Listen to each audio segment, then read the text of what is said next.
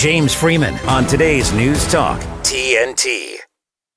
Right, so as we head into the final segment of the final Freeman Report here on TNT, I'm absolutely delighted to be welcoming former MP Andrew Bridgen and Reform UK's Ben Habib. Welcome back to the Freeman Report, both of you. Good afternoon. Good to be on. Lovely to be on with Andrew. And I wish it were better circumstances than the last hurrah. Yeah. Well, I don't see it like that, Andrew. I think that. For example, obviously you're not an MP anymore, but does that mean it's all over now? Well, of course not, because I'm sure that, you do this fight not because of who pays you and what you do. It's because actually you have integrity and you can see what's going on in the world. So I don't see it as a big farewell. It is the start of a new journey. Now, both of you, I think, I don't think you'd argue with me if I described you as champions of democracy, which is clearly under attack at the moment. Ben, how dangerous a moment do you think this is for our freedoms and rights around the world? Very dangerous. We have pursued a form of liberal democracy over the last 100 years, which worked quite well to start with. But as we've progressed through time, the emphasis on the liberal aspect of democracy has taken over the democratic organism, if you like. So it's now more important, as far as I can see in the political landscape, for one's liberty to be promoted and celebrated and protected, if necessary, at the expense of democracy. And so we're getting these peculiar outcomes from government where you have a right to call yourself a woman even if you're a man, and all of society must respect that right. And if you're of a minority ethnic background, you must be celebrated as well and promoted into a special position in society. And of course, the liberalism which is formed around minority groups of the sort I've just described works against the majority. And so it stands in opposition to the fundamental essence of democracy. And so I think we're experiencing a form of liberalism which is defeating democracy, even though we were a liberal democracy. And then added to that, we have a political class emboldened by this kind of liberalism to pass laws and regulations which embed it in society. So we have diversity, equity, and inclusion as part of our regulatory landscape, the Equalities Act. Labour's going to now pass a law requiring companies to keep a record of ethnicity wage gaps to make sure that all ethnicities are being paid the same. They're going to probably bring in a law on Islamophobia because they won't want you to be discussing anything that might be offensive to someone. And through the back door, we're becoming less, and this is the bizarre thing, not just is our democracy being damaged and potentially destroyed, but the liberalism which gave rise to the threat to democracy is itself being destroyed, because in order to promote this libertarian view of the individual, we're having to pass ever more draconian laws to hold it in place. So the whole organism ain't working. Yeah, Andrew, what do you think? Well, democracy, as we know, comes from the Greek. So demos is the people and kratos is the power. Well, I'd ask your viewers and listeners, how powerful do they feel? I think I've said it before, and I'll say it again, that we've moved from a position where politicians should be the servants of the people to where they appear to think that they're the masters of the people. And I think democracy in its pure sense is under existential threat because there is no freedom of speech in this country anymore. And without freedom of speech, there is no other freedom. And that's one of the reasons I'm terribly disappointed that TNT are going to be going off the air when we've never needed you more. Andrew, and do you think that, because there's many, I think, attacks on democracy, one is this insecurity of the powers that be, that they want to control everything. But also there is a technology angle to this as well, isn't there? Because I guess you have to ask yourself, why are the elites or whoever you want to, the ruling classes, why are they so insecure? We've got the advent of AI, we've got the information war now, and things are far less certain and easy to govern than they were once. What are your thoughts on all of that? Do you think democracy as we've known it over the past 80 years is dead, actually, and that something new will emerge? Well, Can we rescue the democracy, or do we need to start again and think about how we govern the country? Yeah. I think we need a new system. This current system has shown itself to be failing. I've been in the system. I've seen the pantomime that is our parliament.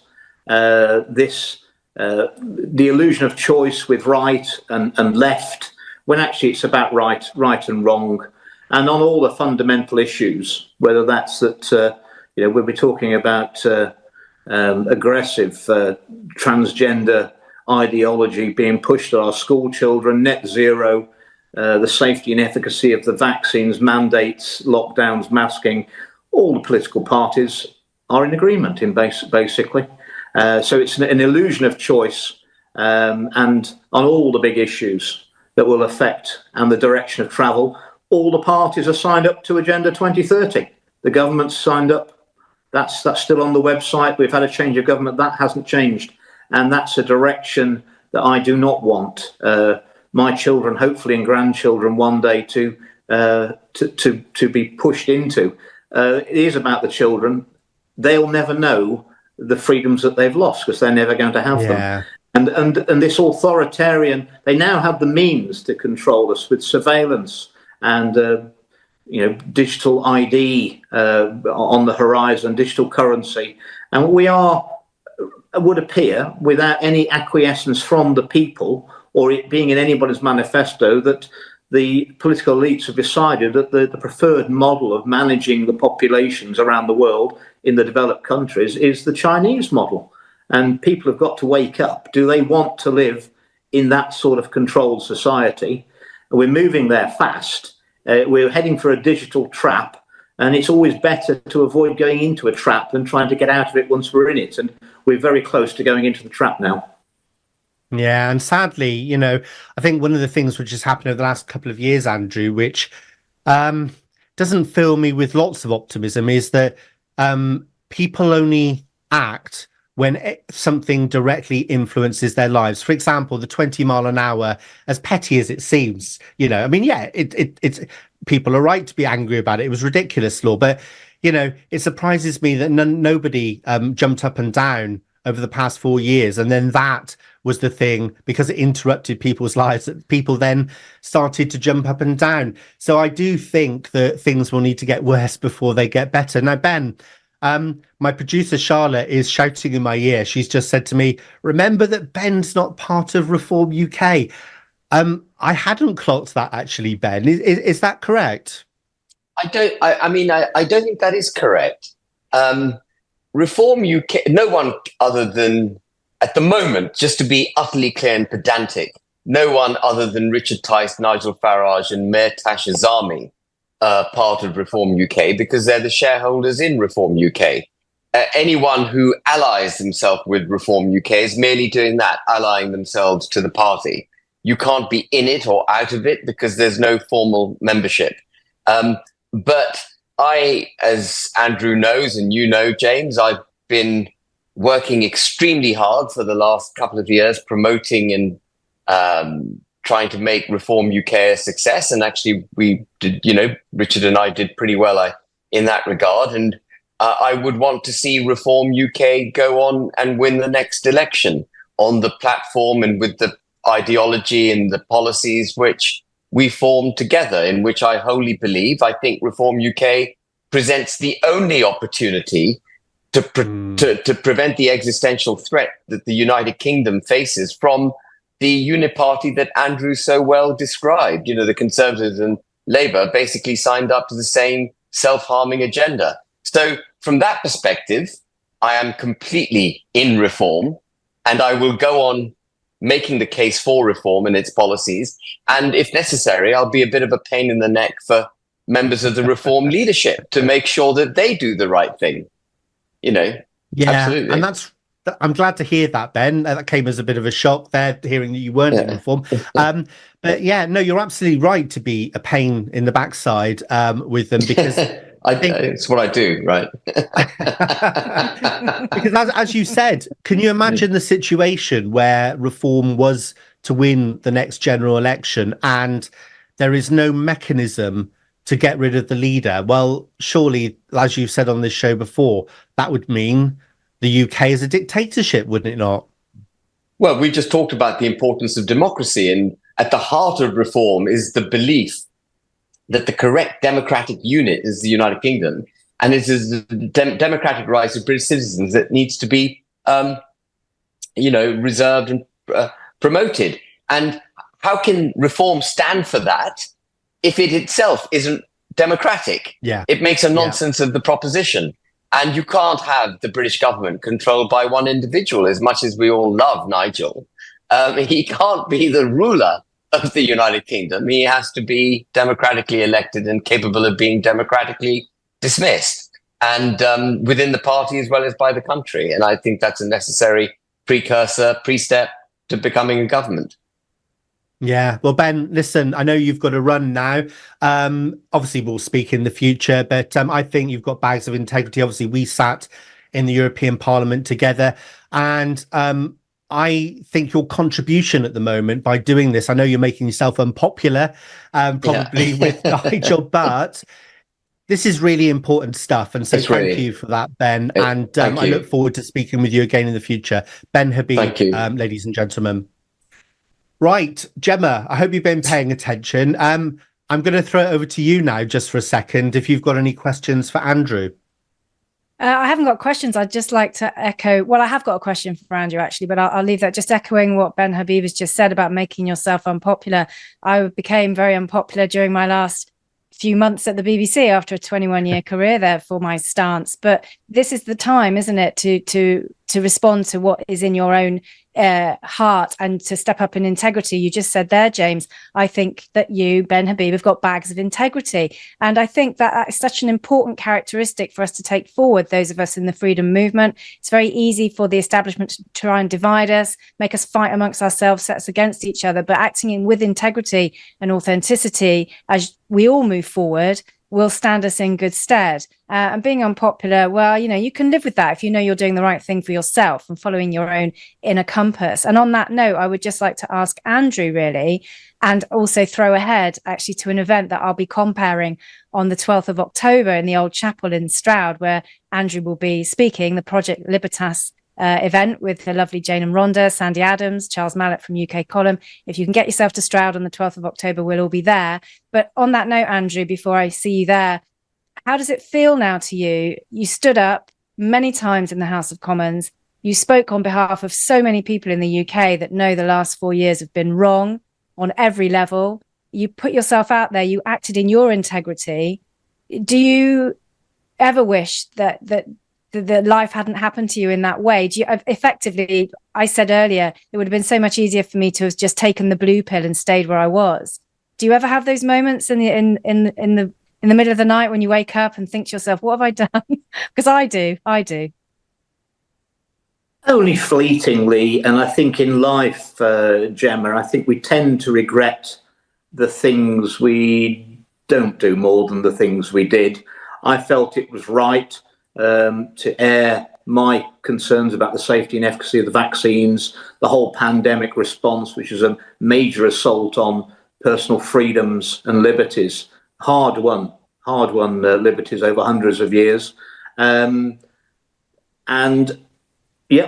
was cancelled by the media, thrown out of the Conservative Party for standing on the truth, and there's no evidence going to come out that they are safe and effective. The only evidence is coming out that I will be proven right. Indeed, the party told me I would be proven right in 20 years' time when it's allowed to come out. That won't do. I stood up and stopped the government and the Parliament from vaccinating under fives. And I think the last interview I did with the BBC, they said, why are you willing to sacrifice your political career on the hill of vaccine harms? And I said that because that's the hill they're killing my people on. And that is unfortunate truth. And unlike you, I mean, I have probably prayed more the last 4 years than all of the previous rest of my life. And most of the thing I prayed for was that I was actually wrong, because life would have been so much more straightforward, and I could have retired from politics saying I've made a big mistake. All my assertions are wrong, I'm glad to say. But unfortunately, that's not the truth. The truth is that I'm right, unfortunately. Yeah, and Andrew, can I just say... It's going to have to be dealt with. Yeah, we're going to have to deal with it. That's it. Yeah, Andrew, I'd just like to say on air that a big thank you. I know there's probably millions of people up and down the UK, all of us at TNT, who are appreciative of what you've done. You really have put yourself out there. There's very, very few MPs which have spoken up about this. There are a few others, but nobody has put themselves in your position, which is to tell the truth without fear. So thank you for that, Andrew. We really do all appreciate it, because I think everybody who has done that in whatever different circumstances they're in means that we are where we are now, because it could have been a whole lot worse, couldn't it? Well, people are waking up, and I think there's going to be huge opportunities, unfortunately, because it's going to get rather worse with Starmer's big majority, his authoritarian stance over the next 6 months. And we're moving to a watershed moment, James. And it's going to be very, very important that people wake up and we make a stand. Yeah. Thank you, Andrew, Bridgen. Thank you so much. And please, I know you're not going to, because you're going to this event, but please do carry on what you're doing, what you've been doing as an MP. Gemma, we've got less than a minute now. I'm just going to hand over to you so you can say your final words on the Freeman Report. I wouldn't be here at TNT if it wasn't for you, James. We met while I was working at Iconic on that television channel run by the Ikes. You came on to promote your film, UKCV Family, and that's where we met. And because of that connection, the universe works in very mysterious, or maybe not so mysterious ways. Because of that connection, you came over to TNT, and then after you came here, you introduced me to TNT, and now I'm here. So I owe you the most enormous debt of gratitude. And I still owe you a nice lunch. I'm well aware of our bet. I won't welch on it, I promise. You definitely do. I definitely do. And I'm going to cut you off now, Gemma, because we can carry that on. We've only got 5 seconds left. I will be back. This isn't it. We will be back. So we'll see you then, wherever that is. You are about to hear today's News Talk and the voice of freedom. We're today's News Talk, TNT.